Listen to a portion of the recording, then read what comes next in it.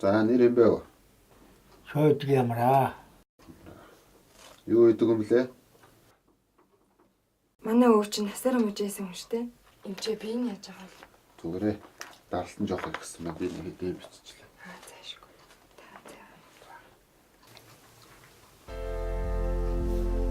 Энэ явдал 1935 оны намар намайг 9 настай байхад болсон юм. Манай оронд анхны радио станц байгуулагдаад ганцхан жил болж байлаа. Тэр үеийн Улаанбаатар хотод амгалан Американ динжгээд олонний хөлийн хидгэн газар удасны модон зүүсэн чанга ирэх чар радио нэвтрүүлгийг өдөрт 2 цагаас ихгүй хугацаагаар нэвтрүүлэг явуулж тэрний хэн хүнгүй л ихэд гайхан чагнацгаад гисэн. Айлуудын хоймрын авдар дээр жааттай зурагны дэргэд додгошоо хонхойсон тавх шиг дугуй хар юм тавигдж эхэлснээр орчин цагийн нэгэн соёлтой танилццгааж билээ.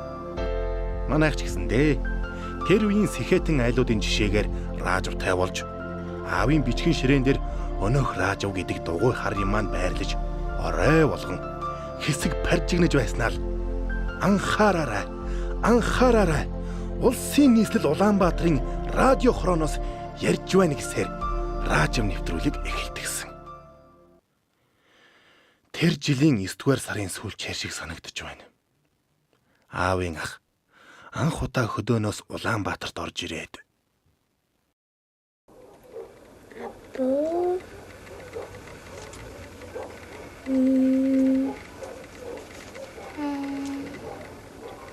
Hello.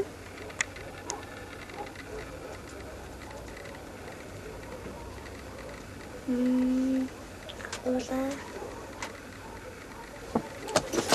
Амраа миний хүн сайн байна уу?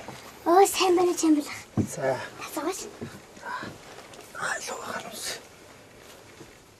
Айднумг сурч гэнэ үү? Сурч. Аюу сурсан ах нь үзээ. Би өнөөдөр бичиг үсэг бичих талаар сурсан. За, аюу юу сурав? Би юу? Би одоо апу, мино, агуула, ичи, мино, эрдэнэ гэсэн сурсан. Аавч ирнэз. Аавч хоёр намайг сургууль дээр байгаа. Аавч ирэх дуудчих. Ахыгаа ирлээ гэж хэл. За. Хурд яваараа өмнө. Айлсаа.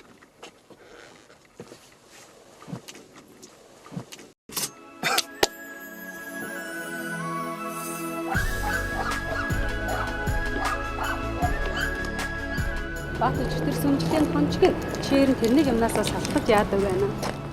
Загсан бус хэрэгтэй байдаг шиг би түнд хэрэгтэй.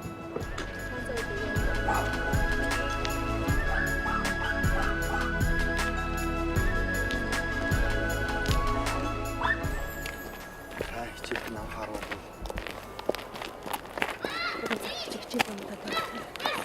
Яасан миний хүү? Дараач хийж их цаг чамбал хийсэн. Бүх чамбал ах гэсэн. Анхаараарай. Хөш. Чамбал гэснээс цаадах чинь тэр араа жагнаас айд сандрах үү? Явж үзье. За яв.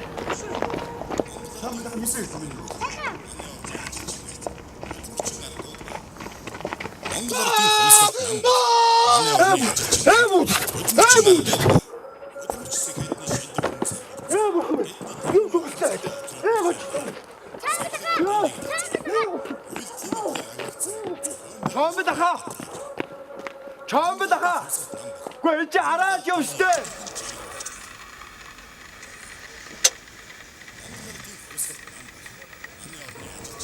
Ууг нь аймаг үзүүл юм байна шүү.